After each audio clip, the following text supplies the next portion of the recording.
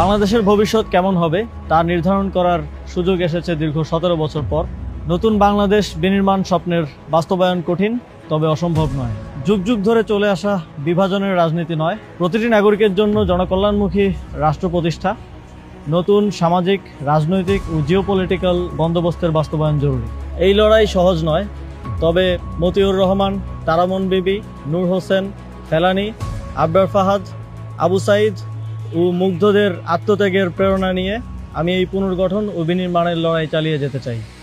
আসন্ন ত্রয়োদশ জাতীয় সংসদ নির্বাচনে আমি ধানমন্ডি, কলাবাগান, হাজারীবাগ, নিউ মার্কেট এবং কামরাঙ্গীরচরের একাংশ নিয়ে গঠিত ঢাকা 10 সংসদীয় আসনে স্বতন্ত্র প্রার্থী হিসেবে দাঁড়াচ্ছি।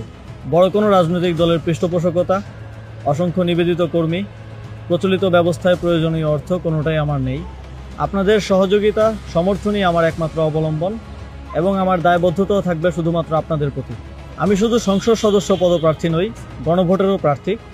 এতগুলো প্রাণের বিনিময়ে দেশ সংস্কারের যে সুযোগ এসেছে তা বাস্তবায়নে গণভোটে হ্যাঁ ভোট দিন।